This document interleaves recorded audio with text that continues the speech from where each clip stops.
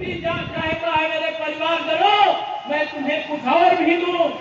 18 घंटे काम करने वाला इस उम्र में कोई भी देश में नेता देखा है क्या? आपने देखा है क्या? दोनों हाथ लाकर दिखाए क्या? 18 घंटे काम करने वाला देश क्या दुनिया में कोई नेता नहीं है। मोदी जी दिन रात किसके लिए खपाते हैं? इस देश को विश्व गुरु बनाने के लिए खपाते हैं। इस देश को दुनिया में नंबर 1 बनाने के लिए खपाते हैं। इस देश का भी संयुक्त राष्ट्र में अस्थायी सदस्य के रूप में हो इसलिए खपाते हैं। इस देश के अंदर बहुत लव जिहाद चल चुका है, बहुत जमीन का जिहाद चल चुका है, एक वोट का जिहाद शुरू किया गया है। यहाँ तुष्टिकरण की राजनीति करने वाले जाते हैं मुसलमानों से कहते हैं कि ये वोट का जिहाद करो। किसको हराना है? मोदी जी को हराना है, क्योंकि वह मंदिर में जाते हैं, क्योंकि वह सिर में तिलक लगाते हैं, क्योंकि वह भगवान राम को भी मानते हैं, भगवान शिव को भी मानते हैं, भगवान कृष्ण को भी मानते हैं, भगवान तथागत बुद्ध को भी मानते हैं।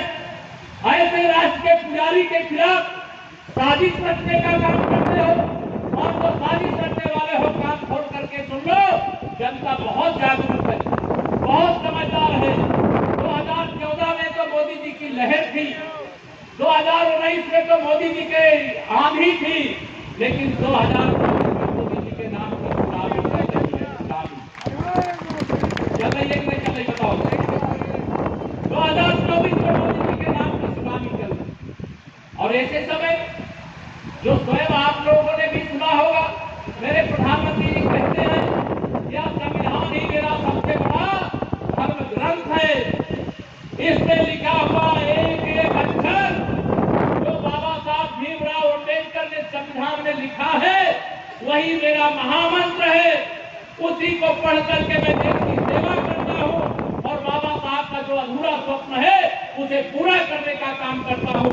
इसके कारण से कभी सोचा था गरीबों को 4 करोड़ घर मिल जाएगा, प्रधानमंत्री आवास मिल जाएगा? सोचा था क्या कभी किसी ने? गरीबों के घर में भी शौचालय बन जाएगा, बिजली लग जाएगी, इलाज के लिए 5 लाख रुपए तक की सुविधा मिल जाएगी?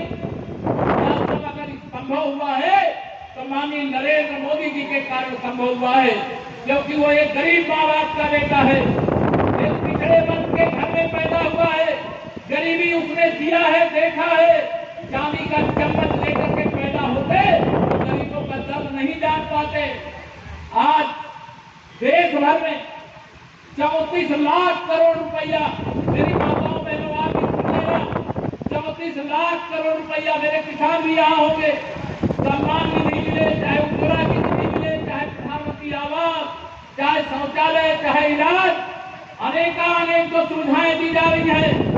34 लाख करोड़ रुपया मेरे मोदी जी ने 52 करोड़ जनधन के खाते खोल करके आपके पास भेजने का काम किया है। जब सपा बसपा कांग्रेस की सरकार होती थी, दिल्ली से 1 रुपया भेजते थे, आपके पास 15 पैसा पहुंचता था, लेकिन मोदी जी ने 34 लाख करोड़ भेजा, पूरा 34 लाख करोड़ रुपया देश के खाते में पहुंचा, देशवासियों के खाते में पहुंचा। अगर इन बेईमानों की सरकार होती तो 5 लाख करोड़ आता आपके खाते में, 29 लाख करोड़ रुपया ये खा जाते, बेईमानी कर लेते, अपनी तिजोरी भर लेते।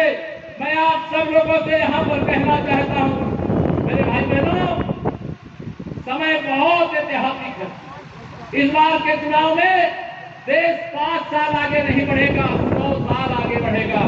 अगर देश 100 साल आगे बढ़ेगा तो प्रतापगढ़ भी 100 साल आगे बढ़ेगा। अगर प्रतापगढ़ 100 साल आगे बढ़ेगा तो यहाँ जो बैठे हैं वहाँ भी 100 साल आगे बढ़ेंगे। जो यहाँ नहीं बैठे हैं, इस जिले के किसी क्षेत्र में निवास बैठे होंगे, वहाँ भी 100 साल आगे बढ़ेंगे। गरीब अमीर हो जाएगा, किसान हमारा कर्ज लेने वाला नहीं, कर्ज देने वाला बन जाएगा, हमारे युवाओं का भविष्य उज्जवल हो जाएगा। 37% महिलाओं को विधानसभा और लोकसभा में आरक्षण मिल जाएगा। जैसे आप परिवार चलाती हो वैसे प्रदेश भी चलाओगी और देश भी चलाओगी। मोदी जी ने नए संसद भवन को जब बनाया तो उसमें पहला कानून बनाया नारी शक्ति वंदन अधिनियम 2023। मैं आप सब लोगों को आज यहाँ कहना चाहता हूँ, मेरे प्रधानमंत्री मोदी जी को ये सपा बसपा कांग्रेस वाले गाली देते ही नहीं देते? बताओ। उससे नहीं आप शब्दों का प्रयोग करते हैं कि नहीं करते? अपमान भरे शब्दों का। लेकिन मेरे मोदी जी ने कहा मैं इनकी गाली का जवाब गाली से नहीं दूंगा। वैसे ही यहाँ सैफई परिवार वाले हैं, श्री अखिलेश यादव जी के परिवार वाले हैं, वह भी उल्टी सीधी बयानबाजी रोज मेरे बारे में करते हैं।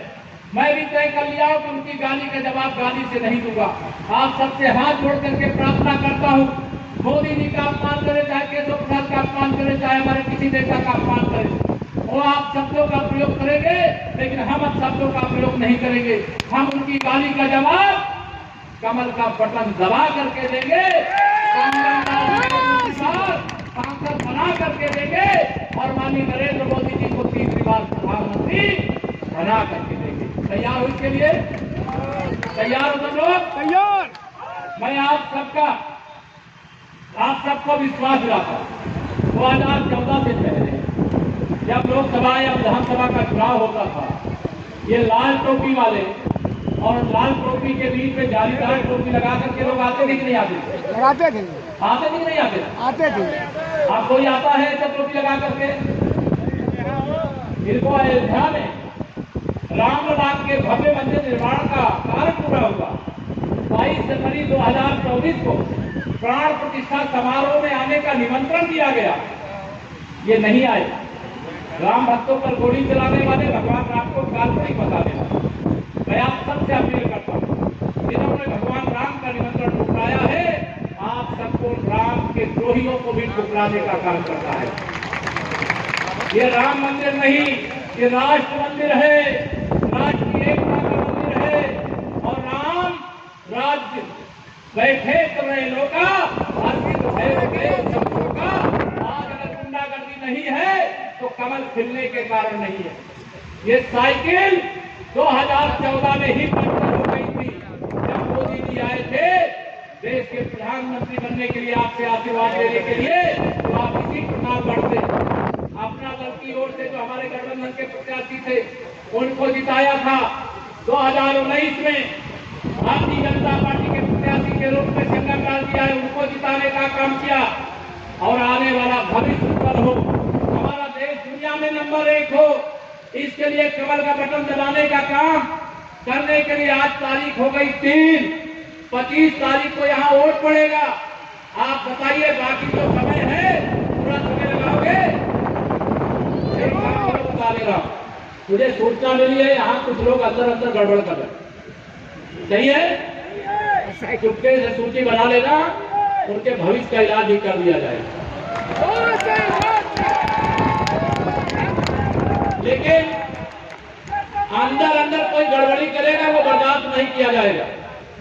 जिसको लड़ना है भाजपा के खिलाफ, भाजपा में रह करके नहीं लड़ सकता, सामने से आवे लड़। जय श्री राम, जय श्री राम, जय श्री राम। दिलाने के लिए संकल्पित है और मोदी जी को प्रधानमंत्री बनाने के लिए लड़ाई है।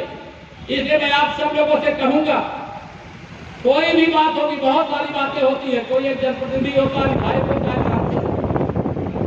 कई बार कई अपेक्षाएं होती वो पूरी नहीं होती। लेकिन अपेक्षाएं पूरी नहीं होने का मतलब ये नहीं है कि हम जब डीएम बनाने का मौका आवे तो पता चला कि हम एक बार की परीक्षा में उसको फेल कर दें। मोदी जी जब देश के प्रधानमंत्री बनेंगे, जब 400 सांसद जीत करके जाएंगे, उसमें प्रतापगढ़ का नाम होना चाहिए नहीं होना चाहिए? तो संगम लाल गुप्ता जी को आप सांसद नहीं बनाएंगे, बल्कि कमल का बटन दबा करके मोदी जी को देश का प्रधानमंत्री बनाने का काम करेंगे। आप हम सतर्क रह करके जिम्मेदारी से कमल खिलाने के लिए आप लगिएगा। 400 पार, 4 जून 4 बजे 400 पार, फिर एक बार प्रचंड बहुमत की मोदी सरकार। याद रखिएगा, मैं प्रतापगढ़ में कहते जा रहा हूँ, 4 जून के बाद हैदराबाद का ओवैसी, सैफई के श्री अखिलेश यादव और इटली में जिनका नमियाउर है राहुल गांधी जी, ये सब जय श्री राम बोलेंगे। जय श्री राम, जय श्री राम। ये गिरगिट की तरह से रंग बदलने वाले हैं, ये गिरगिट की तरह रंग बदलने वाले हैं। हमारे सपा परिवार वाले कहते, सपा अखिलेश यादव जी कहते पीडीए,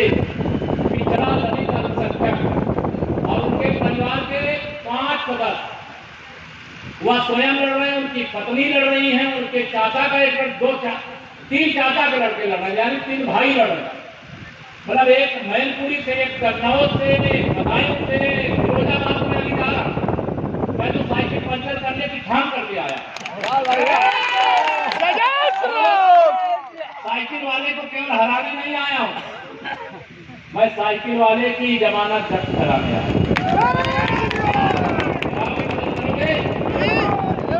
ये साइकिल ने बहुत नुकसान पहुंचाया मेरे प्रदेश का। मेरे प्रदेश में जो बर्बादी है, 7 साल के अंदर अगर उत्तर प्रदेश इतना आगे बढ़ सकता है तो ये सपा बसपा वाले जो 15 साल यूपी का खा गए, अगर इसी तरीके से काम करते तो माना यूपी कितना आगे बढ़ता बताओ?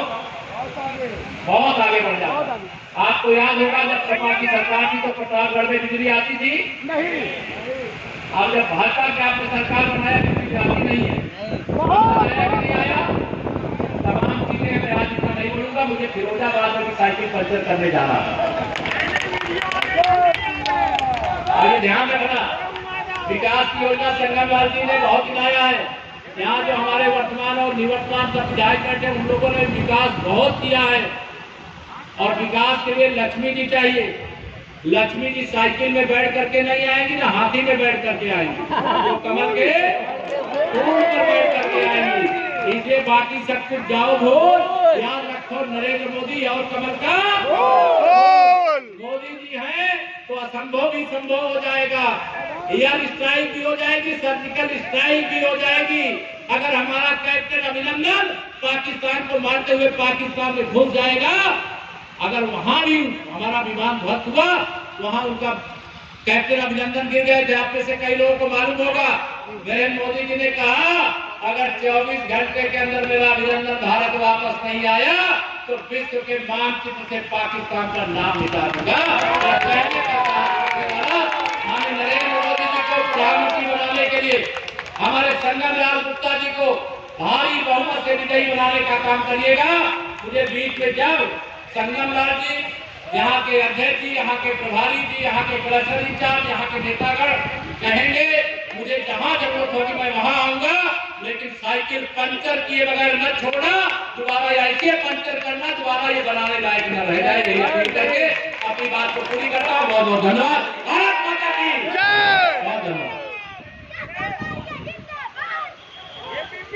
बहुत बहुत धन्यवाद माननीय उप मुख्यमंत्री जी। हमारे बीच में सदन के विधायक राजेंद्र लौरिया जी हैं। आपसे आग्रह करते हैं कि आप सब हमारे कार्यकर्ताओं को, जनता जनार्दन को धन्यवाद देने का कार्य करें। और धन्यवाद प्रदान कर रहे राजेश जी। आज हम सब कार्यकर्ताओं के शौर्य, हम सबके गौरव, जिनका भी हम लोगों ने भोजन दिया, मैं उनका हृदय से स्वागत भोजन करता हूँ। कार्यकर्ताओं का हृदय से भोजन करता हूँ। आप सब अपनी भूख में भी